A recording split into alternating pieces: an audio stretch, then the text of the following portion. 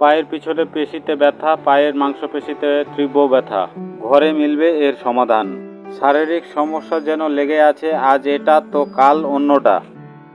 জীবনযাত্রা, খাওয়া দাওয়া সবকিছুই প্রভাব ফেলছে শরীরের উপরে। ওজন বৃদ্ধি বর্তমানে ভয়াবহ আকার বেড়ে যাচ্ছে, এর ফলে যেন রোগ পিছু ছাড়ছে না। আবার অজান্তে অনেক গুরুত্বপূর্ণ ভিটামিন অভাব পড়ছে শরীরে। পায়ের ব্যথার জন্য অনেক কিছু দায়ী মনে করছেন বিশেষজ্ঞরা। আমাদের শরীরে বিভিন্ন ধরনের ব্যথার মধ্যে পায়ের যন্ত্রণায় ভোগা মানুষের সংখ্যাই বেশি। এক্ষেত্রে এই ব্যথার অনেক কারণ থাকতে পারে। এ অবস্থায় দীর্ঘক্ষণ দাঁড়িয়ে থাকা, ভুল জুতা ব্যবহারের কারণে মানুষের পায়ের ব্যথা হওয়ার সম্ভাবনা। এবার পায়ের ব্যথা হলে অনেক ক্ষেত্রে সমস্যা দেখা দিতে পারে। আবার ভিটামিন ডি এর অভাব পায়ের মাংসপেশিতে ব্যথা তৈরি করে। এছাড়া ওজন বেশি হলে সমস্যা দেখা দিতে পারে।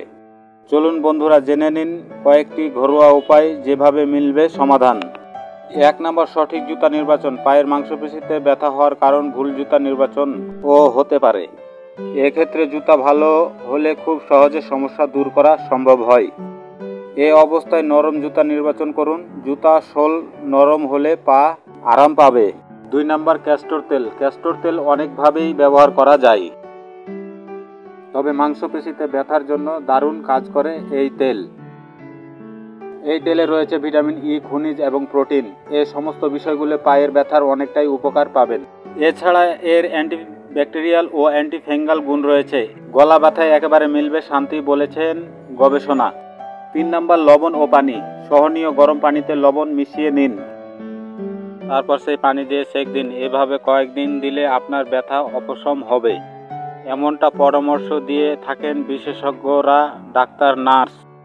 4 নম্বর, অ্যাপেল সিডার ভিনেগার। গরম পানিতে কিছুটা অ্যাপেল সিডার ভিনেগার দিয়ে নিন, তারপর সেই পানিতে কিছুটা সময় পা চুবিয়ে রাখুন। 15 থেকে 20 মিনিট পর পা উঠিয়ে ফেলুন, দেখবেন সমস্যা অনেকটাই সমাধান হয়ে গেছে।